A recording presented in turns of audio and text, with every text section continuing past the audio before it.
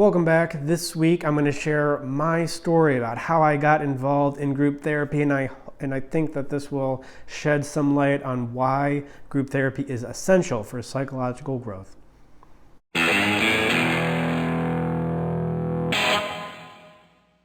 To know me is to know that I do not shut up about the benefits of group therapy, particularly Animus Group, animusempire.com/group. May seem kind of strange because, in another life, I could have been a coder. That's how I think. So how did a coder mentality get into group therapy?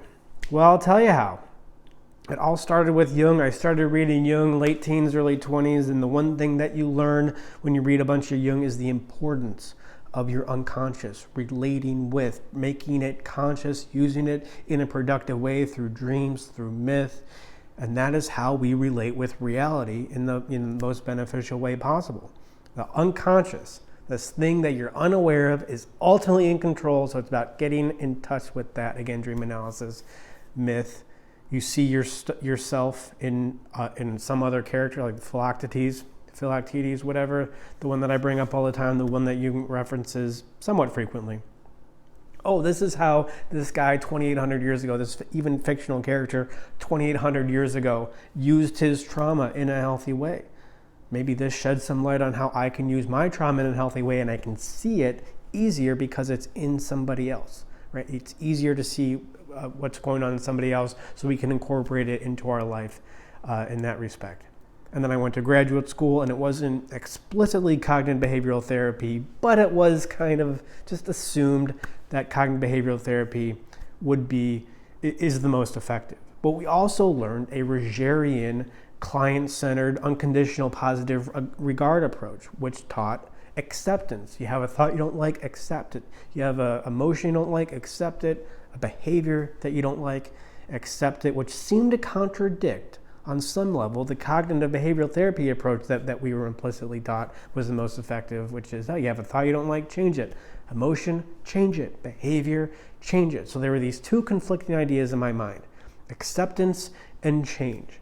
And I couldn't quite put words on how to link these two together, how to join these, how to make sense of how therapy can be effective if you change, if you focus on the change, and how it can also be effective if you simply focus on the acceptance. I couldn't put words to it. Nobody else could really put words to it either.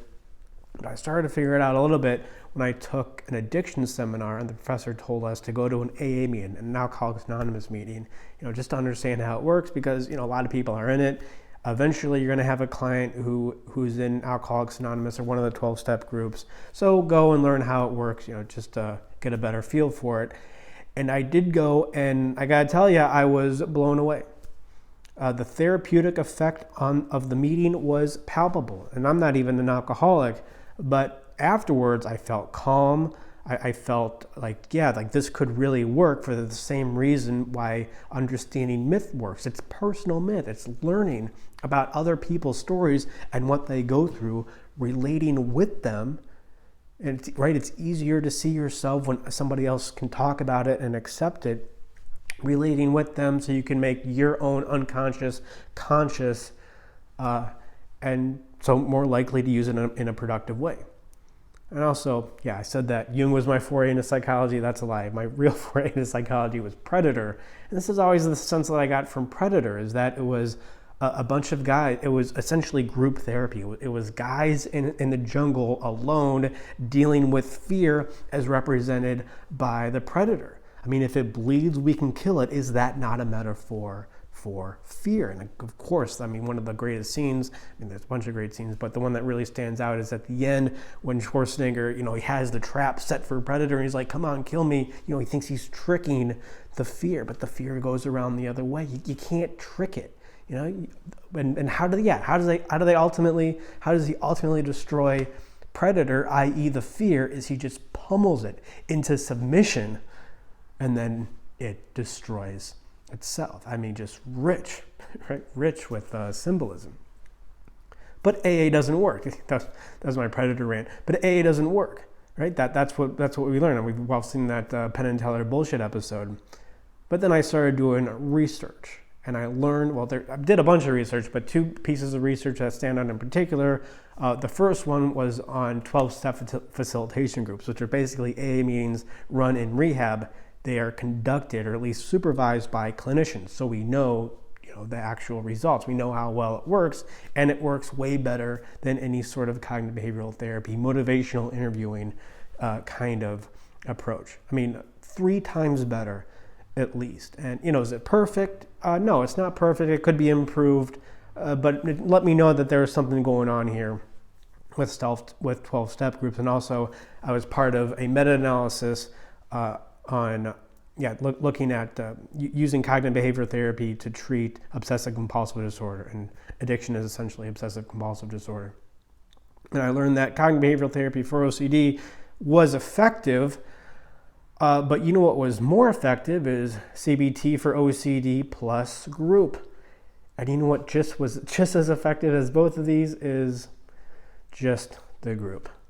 And of course, the least effective was the CBT for OCD. So again, this just further drove home the point that, wait a minute, maybe we're understanding how the unconscious, something about group, how it teases something out of our unconscious to make us more aware of it in a way that one-on-one and especially cognitive behavioral therapy doesn't do. And I think this really leads to the main point here.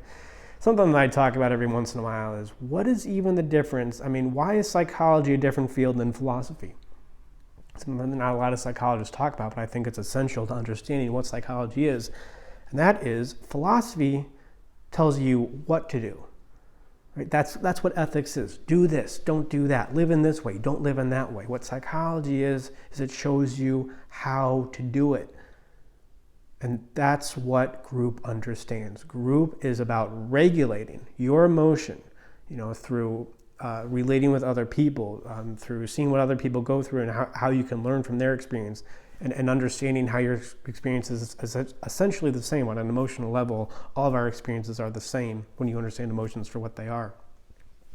And that regulation that happens in group, it gets you to the place where you're more likely to make a decision that you want to make.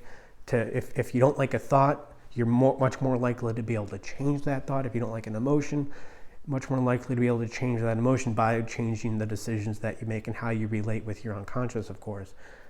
It's showing you how to do it. It gets you up to a launch pad from which you're more likely to make your own decisions. It gives you your willpower back, in a sense. And that's the point of psychology in the first place, and that's what group does. It just gets you to that point of regulation. Really, where Arnold was at the end of Predator. He just got in the face of the symbolic representation of the fear and was able to face it down.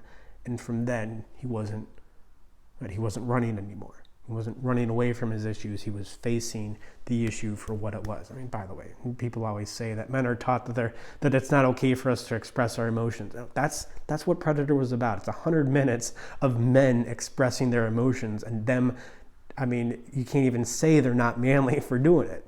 Now, men express their emotions in a different way, but people just repeat that men are conditioned not to express emotions. Listen to what you're saying. Actually, think about the words that are coming out of your mouth. Okay, that's another rant, but that's it for this week.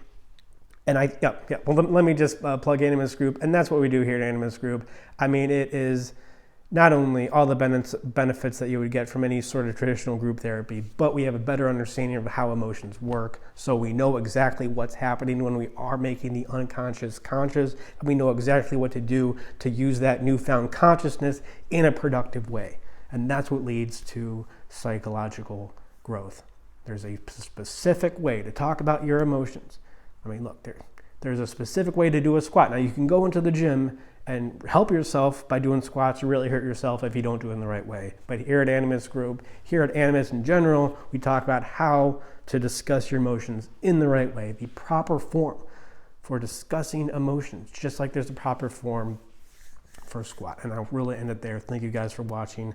Please like and subscribe. And always remember that when you want to change, but you're having a difficult time changing, maybe instead of trying to make it happen, a good thing to do would be to join group and simply let it happen.